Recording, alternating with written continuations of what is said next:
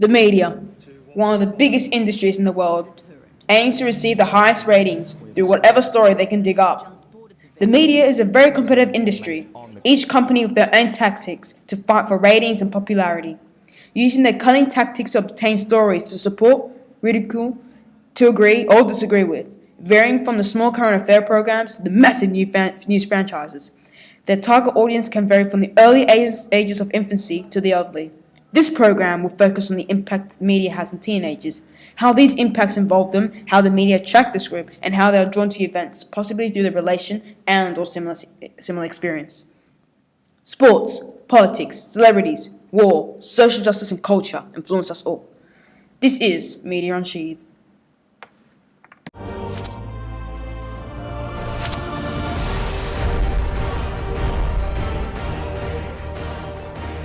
Hello, I'm Stephen Graham and welcome to Media Unsheathed, where we unveil the flaws and falls of the media, focusing on social justice for teenagers.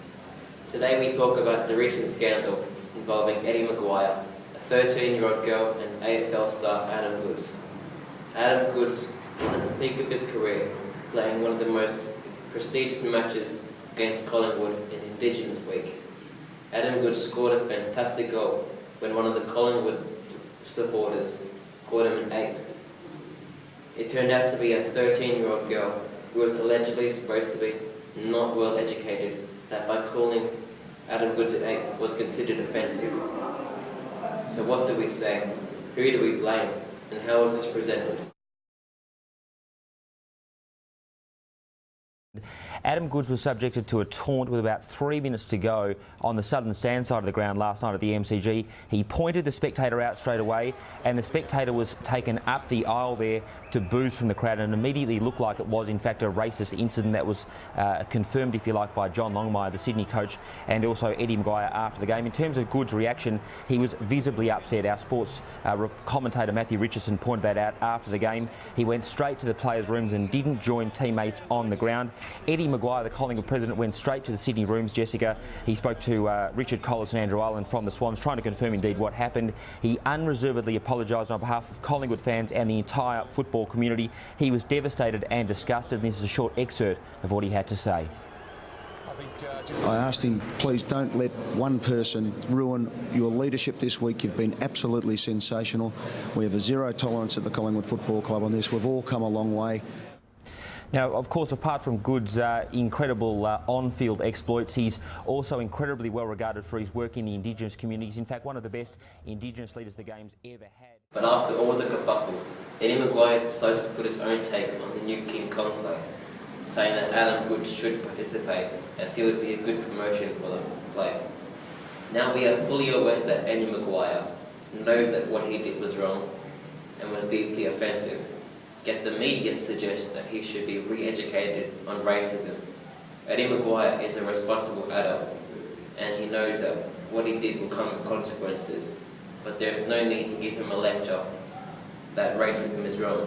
It's pointless. He already knows this. You can't teach someone something that they have already been taught. ABC News released an article relating to both incidents. They titled it, "Eddie Maguire concedes his Adam Goodes gaffe was racial vilification."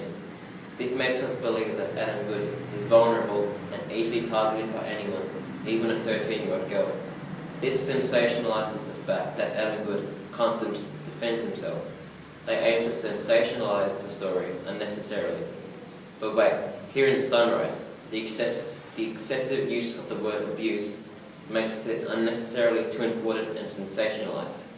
We, as the audience, don't want to ridicule Adam Goodes as a defenceless person, but we want to emphasise and respect him in means of being supportive. These news companies must educate the young and eager, rather than just present and report and earn their well-deserved pay.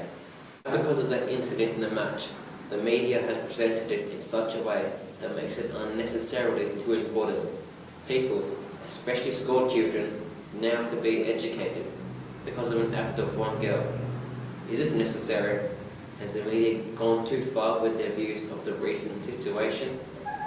Racism is an issue that is being dealt with, yet the media chooses to sensationalise the story and make a big deal over an incident which been solved between Adam and the girl, as she has apologised. Has the media interfered too much? Well, that's something they will have to think about. We will now go to Wilson with further details of the recent incident. Schools are now being educated about the issue of racism. But when this causing more racism in our schools, the actions of one girl can affect all in Australia. The media has to start prioritising, sensationalising stories when needed with the awareness of people involved.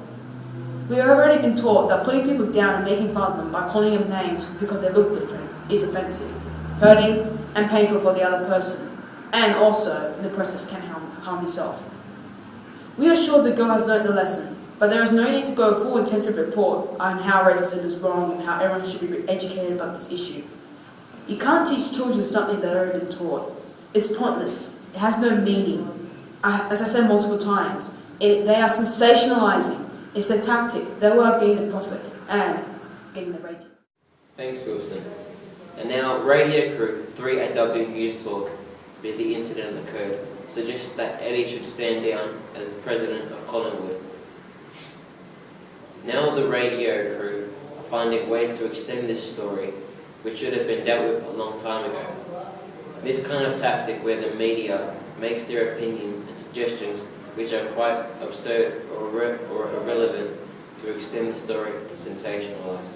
But there is something that we should all learn as teenagers. The media can manipulate information and change our way of thinking. It is up to us, our generation, to step up and stop this mess. I'm Stephen Graham. Thank you for watching Media on Sheet. Good night.